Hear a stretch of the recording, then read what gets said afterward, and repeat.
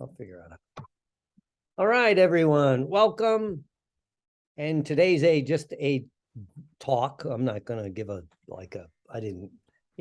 it's just on boundaries / and then we'll go into, the clinical terms of transference and countertransference. If there is one thing among many things, because I'm constantly bitching. If I'm not bitching, I'm not happy. With the NLP, hypnosis, and the coaching world, is they don't stress this about what are the boundaries, transference, countertransference, and that, and in the hypnosis world, I've seen it, guys, and girls, they end up dating or marrying their clients, right? And it's like, oh, that's okay. And you're like, well, not really, if you really understand what's going on, and just boundaries in general, boundaries in general. I was somewhere, I think it was this last weekend, we were talking about something. And they talked about, they asked me about, do I coach people? I said, yeah, I'm starting to again. I could coach you, And she goes, are you available 24/7? I'm fuck no. No. It's like doom. There's not a doctor in the world that is. No, it's like, and I've heard people kind of say that. And it's like, no, first of all, we're not heart surgeons. We're not, thoracic surgeons, and we're not running a suicide hotline, and, in the last hypnosis class I taught, I was telling people, I'm going to add this to my NLP classes, on your answering machine, or on, when they go to voicemail, if you're busy, you should do the traditional thing that your doctor has. If this is an emergency, hang up now and call, because somewhere I read that a coach, somebody called in distress, their coach, and they weren't there. They were gone for the weekend, right? And it just was talking about this could be problematic if that person went ahead and committed suicide, because but if you add that little thing, as Ashley and people, if you just add that, if this is a medical or psychological emergency, hang up, just like when I called the VA, hang up now and call 911. That covers you from, even if they leave a distressed message and do something stupid, it's like, so yeah, what are your boundaries? And those of us, there's some here that, like narcissistic relationships. And one of the problems with that is a good narcissist knows how to reset your boundaries. So you end up having no boundaries, and it happens with men too, I mean, some of us here. Oh, yeah. Where you have narcissistic women. Well, the Will Smith thing. I mean, that's perfect example. There's something going on there. It's like, here's a guy that was a rapper and would never cuss, and then on worldwide live broadcast drops the MF bomb, like not MF, but the F bomb, was it, 3 times. It's like, there was something going on there, right? And so what are your boundaries? Oh, yes. And your boundaries slide, and that somebody did it. I was thinking about this with the Will Smith thing. And it's like, if you go to a comedy club and you have, and your boundaries are pushed easily by being insulted, you probably shouldn't be at a comedy club, because that's what comics do. Right. It's just the way, it's been that way forever. And it's not a new thing. It's just like, and so, but what are your boundaries? Do you have those firm, boundaries? Yeah. And I was taught the number one thing is you got to start with the boundaries you can control, like what do I eat? When do I eat? Do I exercise? Do I not exercise? And then will you push back if, like, okay, I got to go to the gym and people want you to do other things, and you say, no, I'm going to the gym, or I'm going to the range, or I'm going to go train, whatever it is that you do. Right. And of course you'll get people say, well, you're selfish. Yes. And I actually claim, of all the clinical training and all the other stuff that I've had, I credit Alcoholics Anonymous with teaching me about certain things. Yes. Because in AA, if you've never been around it, they say it's a selfish program. but we will give it away, but it's selfish. If it's between helping you and helping me, I'm cutting that cord because I can't, and so there's that, right? And and all when you get into and boundaries is just another way of looking at like transference and countertransference. One of the things that happens because it's not very good training overall, hypnosis and NLP training, you're not taught that, your clients are going to have that transference, right? You're going to appear more attractive to them, right? And they may be attracted to you, especially if you fit their, I'll just like, if they have daddy issues, if I was coaching a woman or working with a woman, or if if you're a woman, they have mommy issues, they're going to be much more, whatever it is, right? And so they're going to be, and then of course, a lot of guys take that as like, it feeds their ego. And God knows, I wish Billy was here. We see that at fucking hypnosis conferences, right? Because maybe this is the first time they've experienced that, as I call it, the lead singer in a band syndrome, where you're the lead singer and you think, my friend was a DJ, said that. He was really good DJ back when it was new. And he goes, yeah, I thought I was hot and all these women wanted me. And then I realized, no, if I step out of the booth and somebody else steps in, they want them. It's the position. And we see that, especially with the NLP and the hypnosis trainers, right? They start thinking it's them when it's like, no, it's just it's the power of the podium, or it's the power of this, right? Yeah. And then of course, countertransference is when, if you're not familiar with it, or, the way I was trained in it is you're putting on your client the same thing, where you might think you're attracted to them, but I guess one way to look at it is their hurt matches your hurt, right? And so you think there's something there that's not, right? That's why I've seen, and a couple of my friends that I've known for years in coaching and NLP and hypnosis, they've been married several times, right? Right. And it's like they just keep, and it's always with an ex-student, right? Or a client, and of course, if you're licensed, you could lose your license over that shit. So yeah, so that's and I think I said before my Sanchez was his name, Dr. Sanchez, was one of the first licensed psychologists in the state of Indiana. He did most of my clinical supervision for my license, right? And we did it in a private practice setting. It's a long story, but he'd say, in a private practice, the number one rule, he was this old Spanish guy, right? World War II vet. He goes,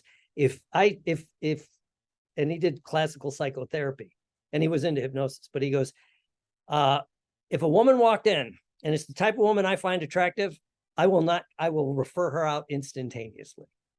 Right. And he goes, because I'm in private practice. If you work like when I worked at Charter Hospital or the other institutions, you have your clinical supervision, right? Where you could talk about that. But it's like, don't put yourself in, again, going back to my AA training, don't put yourself in a slippery situation, right? And it's not doing them any good, right? And it's not doing you any good. So anyway, that's just my little spick, but how do you set your boundaries, And I think that's one of the things, again, when I see people come in hypnosis and NLP and personal coaching, it's probably because they're broken. God damn, that sounds rough. But, and then they get some sessions or whatever they do, and they get some shift, and then they go learn it. But again, there's certain, this stuff is just not taught in, as far as I know, any of the hypnosis or NLP training, and I just kind of tap dance around it I'm going to have to start putting that in my trainings a little bit more, I do talk about setting your boundaries, especially as a trainer. I tell people, if you're doing a training, you got to have boundaries. I learned after I've been doing a training for a while, it's like, I hang around with my students in a live training. Online, of course, now is different. But I have time away. I may go to lunch with everybody, or I may go to dinner. I will never do both. Right. I need time away because and those of you who see me at conferences, generally I stay off campus, as I call it. Right. Just to get away. And it's not because, as Bill Clinton would say, I'm a weak man. No, it's not just that, but it's like, I need to get decompressed away from the students, and I need to turn off Dr. Will and sit in my underwear, eat popcorn, Yeah. watch a football game or whatever it is that I'm doing. Right? Yeah, private time, space Pri- away. Yeah. Private time away from, and some of us that go to those conferences know it can be a little bit overwhelming after a while. Mm-hmm. Right. Or as a trainer, if you're doing the intensive several day training in a row, and so, like the way Charlie does it there in Pennsylvania, it's spread out over time. So it's a little different. But when you're doing like a 5 or 7 day intensive training, it's tough. So you have to be able to set your boundaries. And again, and I will shut up with a lot of the people, a lot of us, one of the reasons we seek help, we weren't taught boundaries as children. Right. And and if you don't know boundaries, the way you see it in other people is it seems selfish to you. Right. When somebody goes, yeah, we're all going out to dinner. Are you going? Nope, not going. Oh, you got to go. No, I don't. No, I don't. Yeah. I will say, and again, I keep saying, it sound like one more thing. Like this year at Hypno Thoughts, they had the 80s party. I'm just like, nope, not going. Last No, minute. thanks. Yeah. I had my outfit thing there, but I'm like, no, not going. Just did, the next day is, did you miss it? Well, how do you miss something you didn't go to? It's like, but it's like, I was tired. I was fried. I do not like Las Vegas. And so what did I do? I think I left there and went to an AA meeting and ate White Castles, if I remember right. So anyway, that's boundaries. What do you guys do with boundaries? And what boundary issues do you have? My boundary issue that I'll put out there is sometimes I do try to help people more than they want the help. I want the result more than they do. Me too. Mm-hmm. Yeah. Absolutely. And it's like, sometimes you just go, So anyway, I'm done. I'm going to shut up now. I like what I don't know if I can say his name because we're recording, but in the comments said there was a presenter whose girlfriend was his client at one of our big things. And that is so manipulative that right, reading that caused like the narcissist slayer in me to be activated, because I'm like, are you serious? First of all, like even medical staff, they're not supposed to treat their own family, but someone who's working with your brain, oh my gosh, and is the girlfriend is his client. Like, no, that poor thing. No, she doesn't realize what hell she stepped into. Right. Because Or he doesn't know what hell he has stepped into. Has he been taken? exactly, because believes in the good of people because he's, like a lot of the times you can really be, seduced by right. people. I had a client that a female that I allowed into my world, into my friend, personal world. Yeah. right. Yeah. But not into my friend group. My intuition said, no, do not introduce her, so we would do things on our own and do fun things. And then I just realized she's crazy. It's always a good time when you're with crazy. But I was like, she's doing so many things that she broke my boundaries, and I allowed it. When I looked in retrospect, how did this happen? I'm like, okay, she kept pushing for this, and I was like, okay, and then pushed for this, and I was okay. Instead of being strong and realizing, no, this is not how it goes. This is not how it goes. So there was that. But yes, then when I realized it was like, I'm sorry, I need space. And that imploded everything, it was like, okay, she lost her mind over me saying like, I think we need space. Yeah. And I think that's a true test of, are you with someone who's able to respect your boundaries or not, Oh, is when you set a boundary, oh, people tell you who they are, how yeah. they respond to that boundary. And it could be as simple as, hey, Miss Michelle, I said we were meeting at, like we said we were doing dinner at 5. You showed up at 5:30. That's a problem for me. You know what I mean? Or like you continue to do that. You can continue to show up late for our dinner meetings. Like how you respond to that is going Right. to tell me a lot about, do I want to continue this relationship or not? If you respond with, oh my gosh, I'm so sorry, you're right, I have to get my life together, or like I have a more fluid sense of time, and you're right, I do need to respect my friends who have a more rigid sense of time, versus a friend who's just like, excuse me, I told you my mom had a heart attack. I told you blah, blah, blah, blah, blah, The list of like, you know what's going on with me, and you're coming to me about this, then you're just like, exactly. okay, But okay. there's this magic thing that you can just say, I'm so sorry. I'm so sorry. Running late. Yeah. Running late. My mom had a heart attack. Yeah. But you know what I mean? Like, there's big always, deal. for people like that, there's always something, there's always an Always. and a lot of the times you have to kind of, They want you to bend to their will. it's Which- it's a my God. needs. Yeah, it's like, let's do everything you want to do. Yeah, you can kind of, but it's hard. A lot of people haven't found their voice, Right. So you that know, like is like it, if you grew up in a household where you've been silenced. right. Boundaries Yeah. and having your own voice. They are, yeah. But what Reed said, I mean, Your trauma's not my trauma. my dear friend said, Ah. I don't know how. I didn't see that bus coming. I Ow. know. I can't hear you. There's a lot more to that story that doesn't need to be discussed, but Are we right though? I mean, are we right? Like there's manipulation uh, from one of them. I don't know enough to say that.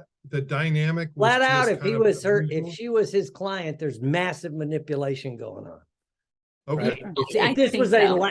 if it was a licensed field, game over. It's Yeah. like, Yeah. excuse me. Oh, you're yeah. right. And no, that's it's- where, like if we're licensed, it doesn't matter if, like, we are responsible for making sure that we're not getting manipulated, Right. and and our clients aren't manipulated, and that we're not manipulating others. So even if he is being victimized because he's got unresolved issues, again, you're licensed, you're in a high place of power, and so there is a higher expectation that you are going to be taking care of your own stuff.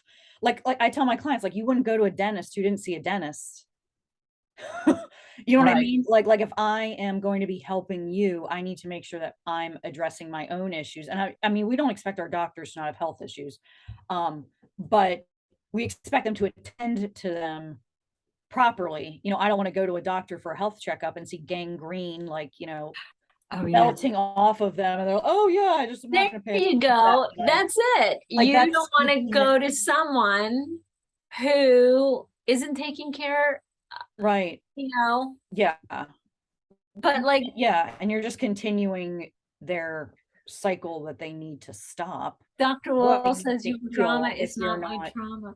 Yeah. If you're not Don't appropriately marry it. addressing it. Don't marry that. Your trauma and- is not my trauma. Exactly. And we I'm need to so- know our soft spots. We need to He know where is things are going licensed to in get the muddy state of for North us. Carolina, which is kind of like North Alabama. So I guess it's okay there. Ah, It just it hadn't been brought up to the board. But Yeah. I know. and I I know. slammed the hypnotist, NLPers and coaches, but I was, and I could talk about it because the statute of limitations is up. I was the expert witness for the state of Florida against a doctor. I forget what his specialty was, but he's an MD. Proctologist. Nope. He was some sort of an asshole somehow. Yeah. Well, he used hypnosis in his clinical practice, and he ended up, well, he had sex with a woman and then a couple others stepped forward. And so they were trying to pull his license, right? And so I was hired as the expert witness. So the first thing I had to do is read the file. And I remember I'm in the deposition, and the guy asked his defense attorney, asked, what did I think of the therapy from reading the notes? I said, well, the therapy part looked okay. I mean, it looked fine, which the guy was surprised. I go, now sleeping with the clients was a bit overboard, and not. So anyway, it started this thing, but I'm like, I didn't really put this together till he walked in the room. He was probably in his mid 40s, and the only way, good looking guy, right? That's the only way I can describe it. Very good, very handsome man.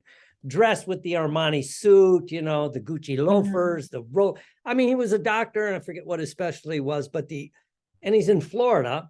And so he looks like that, and he's very successful. And I'll just be politically incorrect. There's a trophy wife on every corner if you're looking for one, right? In this.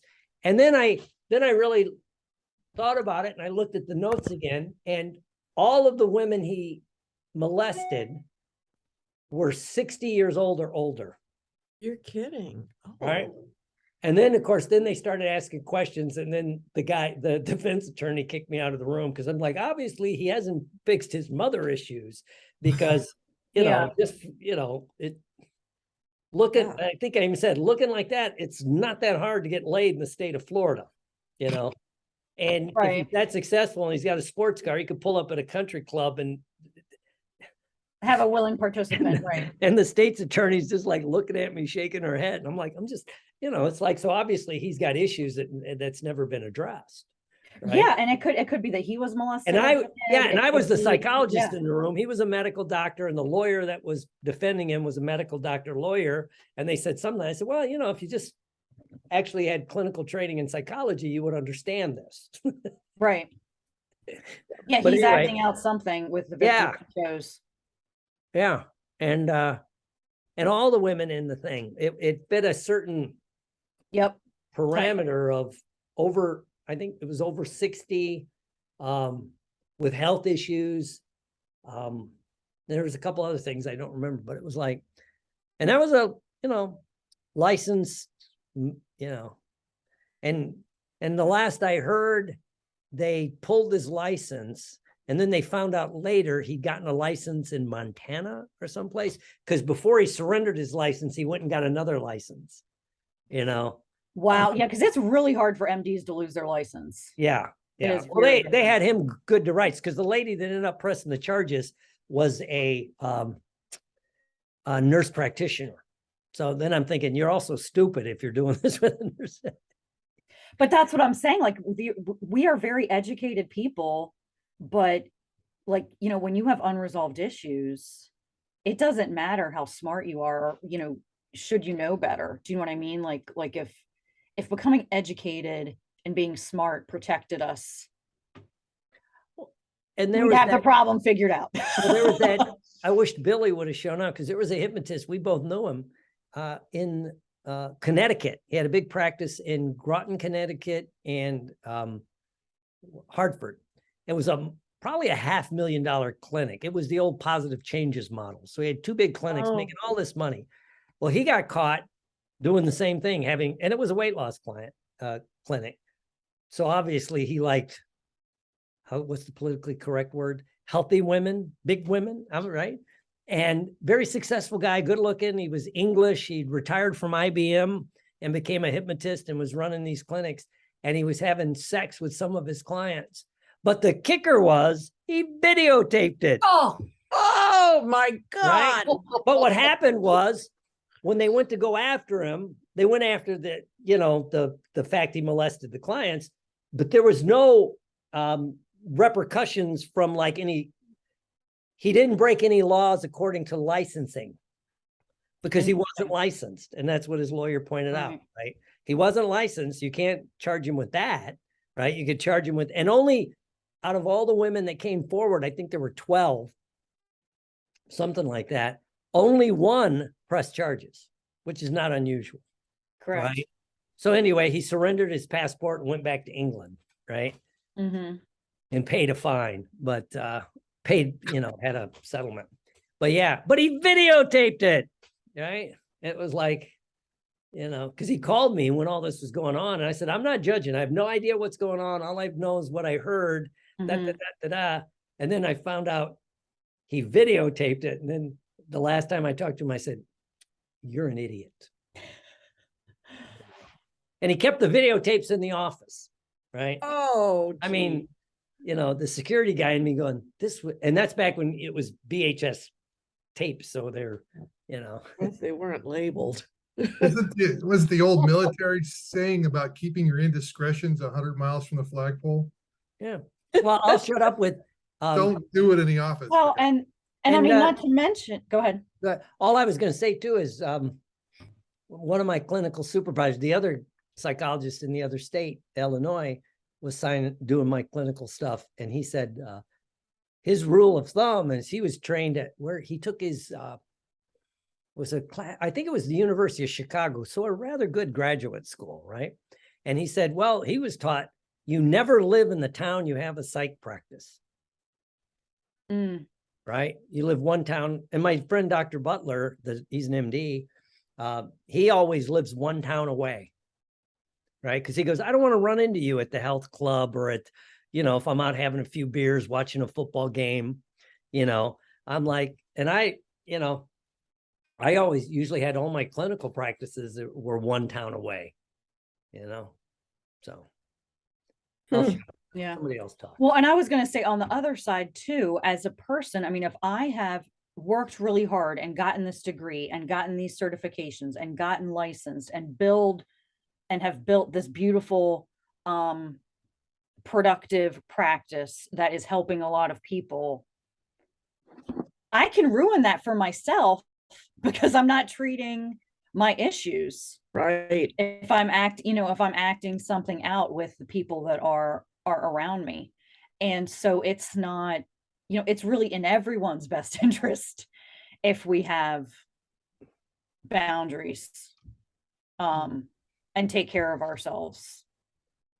Well, if you're not taking care of yourself, you're not making good decisions to begin with. And it's so It's like a reason goes out sabotage. the window. Yeah. And you're motivated by emotion. And that's why it's so important, Dr. Will, like you always say, your therapist should have a therapist. And it's interesting that I like to watch Chicago Med, and the psychiatrist, the head of psychiatric, they every week now he has ongoing visits with his therapist. So That's they good to really, are pushing now this issue that how important it is that he's the head of the department and he sees a psychiatrist every week. Mhm. Because I think that people tend to have almost idol worship. It's, it's that transference of, oh my gosh, if you've achieved this level in life, this status in life of education, and you're this doctor, you know it all, you're my idol, and we're human. Yeah, like you saved me during that life-saving surgery, or you cured my cancer. I love you so much. It's like, yeah, we do worship them and put them up on a pedestal. And so then you can get yourself into a bad situation with someone. And then if things progress, you realize, oh my God, they leave their socks on the floor. That is kind of like make or break it for me in a relationship. I can't handle this. I'm going to break up with you. It's like you never know. And that's why I encourage people to just see people like the whole piece of the pie. You can, and sometimes a crush is a lot more fun than the reality of going out with someone. You know what I mean? And you see that a lot. I'm sure you get this, Dr. Will, too, with like people that have been, like a Marine or in the Army or something. It's just like, oh my gosh, they're so sexy. What wonderful, oh my gosh, these masculine men or whatever, you know what I mean? And that you don't realize. Yeah, a lot of them are. They're rigid and superior in every aspect of their life. It feels like there's going to be no discussion about whether is your kid doing this or your kid doing that. or who, you know, like, because that's how they roll. And that's okay. That's why we love them. That's why they're really good at their job, because you give them an impossible task and they're like, got it. Well, And they do it. And when I was, one of the questions, I didn't have it, but it was a practice question when I was taking my psych exam. Not the personal one where they found out I was schizoaffective. No, I'm just kidding. For the oral boards in California, when they still had those, they were deemed illegal. But one of the practice question was, you're the clinical supervisor, and one of your supervisees comes to you, and he's a gay male, and he has clients, and he ran into one of his clients at a bathhouse, right? And ended up, you know, like hooking up with him. And what would you do? Right? That was the practice question. And, you know, you're being asked this by two psychologists, right? And you got to answer, and you go, well, first of all, I'm duty bound to report. And he had sex with a client, right? The fact they were both and it's like, I had no idea how to answer that fucking question. I'm like, Jesus Christ, I know. How do you answer that question? You know? And of course it was California, and, you know, it's the way they just, and I'm like, actually, it's a really good question. Right. And so there's, you know, I still remember that. And that was like 1996 when I took the exam. Yeah. So. Well, and we were talking about this earlier when we were talking about like planning for bad things happening. That way you can calmly go through the emergency, which is like why we do fire drills in schools and it's, you know, these active threat drills, et cetera, is thankfully with me, with my training, is they trained us and we practiced and modeled, you know, how do you respond when a client, even something as benign as, you know, like, have you ever had a boyfriend that broke up with you because they're just, you know, inconsolable because they've, you know, they're going through a breakup, you know, how do you respond to that? And the way I was trained was like, you just don't self-disclose. And I was asked the same in an interview when I was doing a model. They had me do like a model role play during one of my pre-doc internship interviews. And the way I responded was, you think you might make you feel better if you knew that I've gone through what you've gone through, that I've also had a boyfriend that broke up with me, and kind of like I put it back on the client. But I mean, I'm very, very, very careful with, and this was how I was trained, you know, like if we self-disclose to a client, we've got to analyze that and make sure that that self-disclosure is in the client's best interest and not in our best interest. You know, like we're not seeking, so to kind of, and I do that to this day. If I feel just the impulse to share something personal with a client, I write it down in their note as a private note for myself to just reflect on for the next few sessions, to kind of, you know, like, is this actually going to be helpful to them? Or was this just an urge I had in the moment? Yeah. That's interesting. It's a very fine line, because I know as a social worker, the boundaries are the same. But you know, you don't want to come off as a robot. People need that human connection, and they're seeking help from you. And it's tough, you know, to find that way to connect and let them know that you're compassionate, you're listening, you're hearing what they're saying, and still keep that distance. Exactly. Yeah, that professional distance. Yeah, I had a clinician that I used to work with where I saw her hugging a client in the waiting room, and I talked with her about that later, like, what was that about? I wanted to come at her like, what the fuck? But I came at her with, you know, what was that about? And it was, she just told me that she, you know, got a cancer diagnosis. I wanted to comfort her, let her know I was there for her. And I'm like, you are able to do that without physically touching the client. and that kind of goes back to, I guess, some of our basic, beliefs on like, how do we express comfort? How do we feel connected to somebody? And it, like, because people, especially people access to unresolved stuff, they can misinterpret that hug as being sexual when you maybe truly meant like, oh my gosh, I am so sorry, woman to woman, let me give you a hug. But like, it's not, it's you, no, thank you. Do you know what I mean? And it's, I mean, think about it when you go to the dentist or the doctor. If you get bad news, if my doctor was coming at me like, oh, let's hug, I'd be like, whoa. And I'm a very touch oriented person. But there are certain people in your life that you don't want touch from. Well, You know what I mean? Like, it's very, and so you've got to be careful with, how things could be interpreted, how could things be interpreted later. And with my specific example is, I was like, how are the other people in the waiting room interpreting that?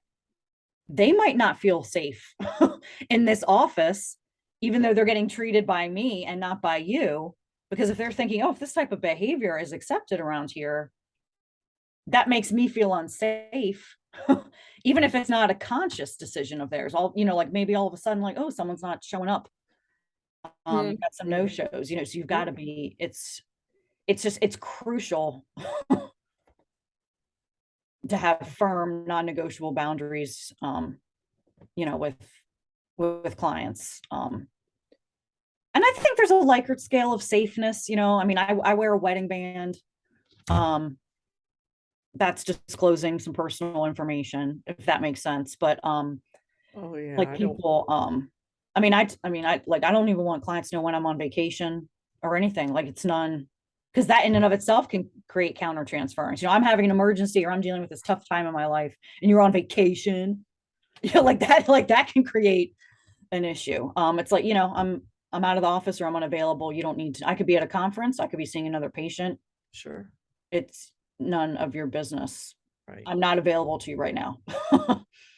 Well, even, and like you say, even on the business side, again, everything's dependent on a couple other things, to be honest with you, right? My Multifaceted. ethical boundaries on how flexible I am in business is based on my bank account. I will admit that, right? If it's empty, I'll work around it. But when I was busy, Yeah.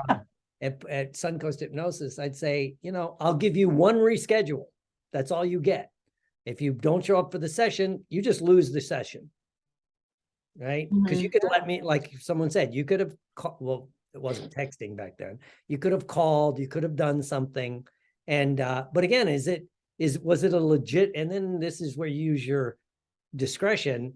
Was it a legitimate reason? Like, well, my kid came down, I had to pick my kid up at school, he was sick, and okay, that might, yes, okay, right? But as we all know, the drama queens and kings, let's throw them in there, they're constantly wanting to do that. And it's like, Call. and again, if I'm busy, it's easy for me to say, nope, no time, Now, if my schedule is really open, Right. and of course, Zoom's changed everything. It's not like I'm sitting in the fucking office with, if you don't show up, you can just go, fight with the dog, or whatever I got to do. Yeah. Absolutely. Yeah.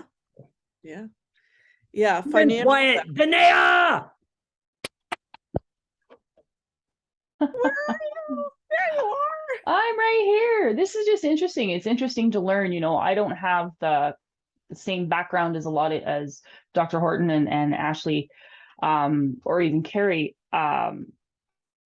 I grew up in a home where it was never safe to have boundaries. So as I moved into an area of service to people who also didn't have boundaries, I had to really learn how to set them, Yeah. And not only how to set them, but how to stick with them, because Yes. I could set a boundary, but then learning how to actually hold that boundary was a whole nother skill set. Yeah. It was like, Yeah. well, here it is, and why are you stepping over it? It was right there.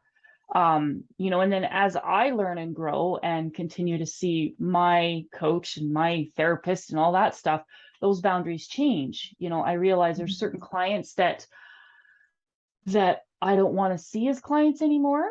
Mhm. And that's an interesting one that I'm navigating now, is how do I fire those clients? Oh, You know, that's an idea. Oh, Yeah, I do it. have- I do it. do it too. That's, No and that's a good one. Yeah, because I've had a couple guilt. clients where they just stopped coming, and I was going like, "Thank God." Yeah, Yeah. but Yeah. you know, and then I still struggle with it. Well, I don't want to be a bitch. It's like, well, maybe I'm gonna have to be a bitch because I don't really want to work with you anymore. Yeah, Well, the daughters of wolves usually are bitches. I have no problem being called a bitch. That means Yeah, I'm a I'm still wolf, working. lady. I'm still working on that one, right? Like, No, I I think you know, would be best the- served with another therapist, right? Okay, Yeah, I like that. that's- Yeah. Yeah, send them I over like to that. Carla. Let Carla do it. no, because chances are, if I don't want to work with them, Carla's not going to want to work with them Yeah. either. But we know that Carla Here's will. the name. Here's the name of a proctologist I know. Because your head is up your ass, and you need Yeah. you need a cranial inversion reversal. Is the problem? Send him to the one in North Carolina. I Yeah. like that. Caroline, Oh, I really like that I one. generally check out with people before Well- Danae does. She has more patience with them. Or maybe not as strong boundaries. Yeah. Well, and No, like- well, yeah, boundaries. which is the way you look at it. Yeah. and again, I'm not like just slamming hypnotists, NLPers, coaches, and lay therapists.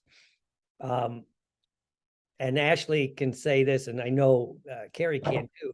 Some of the lack of boundaries on the clinical side in mental health settings is just shocking. right? Really? I wouldn't be surprised, because don't we go into the helping practice like because we ourselves need Because help? we're compassionate. A You lot know, of Well, people- it's yeah, I'd say they're unethical people in every profession. In I don't every think field, it anyone. doesn't matter. Yeah. Yes. Well, and human, like, yeah. I'll self-disclose. I worked at a mental health center, and something was going on. Friday night, I was going to go see my daughter in a play, and it was a 2-hour drive, so I was going to leave early. This was known, no big deal, right? And then suddenly the CEO, who was an asshole, and he decides to have a meeting at 4:00 on Friday. And I went and said, I'm not going to be there. I got to go see my daughter's play. And he goes, well, I'll know you'll do the right thing and you'll be there. Because and I'm like, so I didn't go, and they called. I didn't. Anyway, Monday I get called on the carpet, and he goes, what do you think of that? And I said, and he wasn't really a therapy. He was a bean counter. This is when the MBAs were taken over. And I went, well, I thought about it this way. 20 years from now, would I rather have a memory of seeing my daughter do a lead in her high school play, or be at another stupid fucking meeting? Yeah. And, you're the one, and I did have the guts to say, you're the one that talks about family values. Exactly. And I'm like, if you're going to write me up, fine. I was on my way out anyway. You could obviously tell that, right? But it's like, nope, it was more important for me to be in my daughter's play, Good for you. Yep. And all the other people showed up, and they go, well, why didn't you reschedule? I go, you don't reschedule your daughter's lead in the high school play, No. but a lot of people did. And I'm like, well, I don't know. Life choices. Yeah, that's on you. I'm making this one. Look, I Yeah, found a everybody job. has different reasons. I was able to find this job when I needed one. I'll find the next one. So, Yeah. Absolutely. Yeah. what about you, Well, and I Mr. think Reed? financial boundaries are big too. In addition to counter transference and counter transference, I think financial boundaries are something that Mhm. we struggle with too. Charging and for our time, personal. charging for no shows. Yeah. Yeah, fiduciary boundaries. Isn't that how it's listed in the APA? I don't know. And fiduciary malpractice, when you can't go into business with your clients. Right. Oh, Yeah. those. And psychology's the worst. I don't know about social workers, because there was a couple in California that lost their license because they got involved in an MLM and signed clients underneath them. What's a MLM? Multi-level marketing. It's the pyramid marketing. Oh, And the one I felt bad when I read the thing, he didn't even know they signed, MLM, I've been in a couple, you don't know necessarily who signs up. Right. And they signed up under him, right? And it was like, he had to go to, the typical, he didn't get in a lot of trouble. He had to go to clinical supervision, pay a fine. Yada, yada. Mhm. Yeah. Yeah. But it's a pain in the ass to get called in front of the board, right? Oh, it would be. Well, anytime you've got a mark like that on your record, it's just that much harder to explain if someone's asking about it. It's like being on trial. God, who needs that? Well, keep your license in a big state, California, New York, Florida, and keep a low profile, because I think California has 27,000 active psychologists. So unless you do something really stupid, you're probably not on their radar. If you're going to make the news, then you're in trouble. Well, I think in Pennsylvania, like the highest malpractice is, like falling asleep in session and not getting your continuing education credits. There's like a random audit every 2 years and they see who has their credits. And I think that's the top. Those are the top two. Yeah. Mm. Yeah. Falling asleep in a session. Could you I know. imagine what that would do to the poor client? I You know. Like I can't imagine. Yeah, I can't No. Well, imagine if that. you were a hypnotist, you could say I was doing an Ericksonian thing because they're in trance. You have to be with them. Yes, Right? that's right. Exactly. Exactly. They Well, fell But asleep. we're not I had licensed to fall also. asleep. I was meeting them where they were. Yeah. Well, and this brings up another great point is, so like my grandmother, she'll fall asleep watching the Yankees, and then like I'll look at her and I can tell she's asleep, and then all of a sudden they'll make a hit and she'll be like, great run. I'll be like, Graham, like, did you know you were sleeping? She's like, no, I wasn't. I was like, yeah, you were. And I was so resting my eyes. this is where I think it would also be helpful, like if you as a Ugh. client have the courage to say, hey, you just fell asleep on me, that could be an intervention, because I would want a client to tell me and I'd be like, oh my gosh. I mean, there's only been one time where I was ever so tired. I was literally trying to keep, but it was in a supervision and I was just like, but I articulated it. I was like, I am really struggling here. Like I'm going off at like 2 hours sleep, 48 hours. Like I'm really struggling to stay. And so I mean, I wouldn't have done a session with a client if I were that. Well, I was sitting in That my was chair what- and the sun, I had it set up so the sun was coming in. It was warm. It was middle of the afternoon. And it was a hypnosis thing, it wasn't psychology. And the hypnotic music's playing. And Yeah. I'm doing the Oh thing. boy. And I somewhere in there I nodded off for I don't know how long. And then I just kept going. I knew enough to just kept going.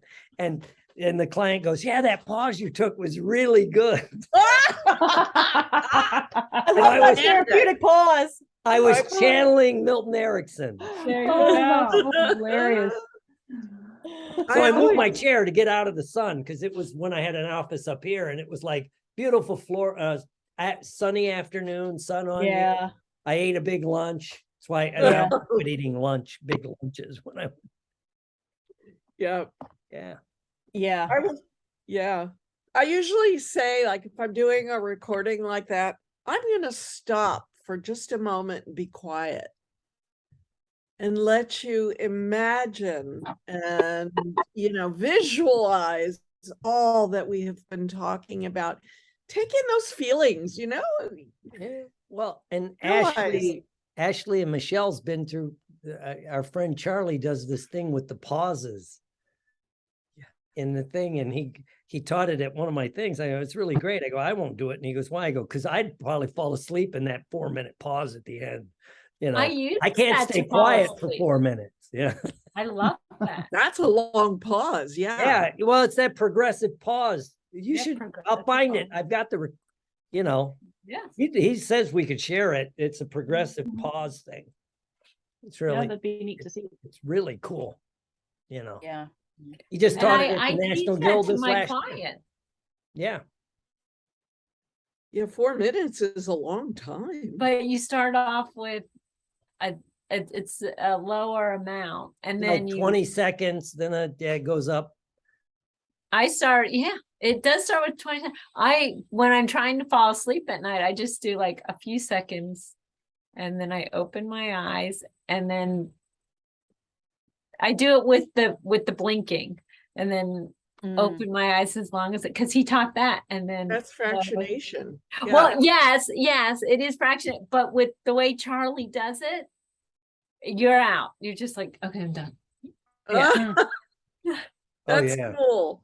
Yeah, I Yeah. gotta take one of his classes. Oh, I haven't- love bringing them in when I'm teaching at the guild, because after 2 or 3 days of my hyperactive Starbucks fueled training, Charlie Oh, comes in, sits down yes. like this. He's very soft, right? He's very Yeah. gentle. He takes long pauses.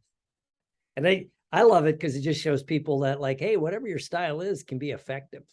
Yes. Sure. It forces people to listen Yes. when he And the only takes. thing he does, I cannot pause. do, is teach sitting down. I've Mm-hmm. I never mastered that. So, all right, everyone. I thought it went good. Yeah, that went so Yeah, fast. I it was about to say, great. does anyone have any boundaries they want to talk about? We could do group help. This is group health. Yeah. That I would- wouldn't, All right. I wouldn't. I'm going to stop the recording.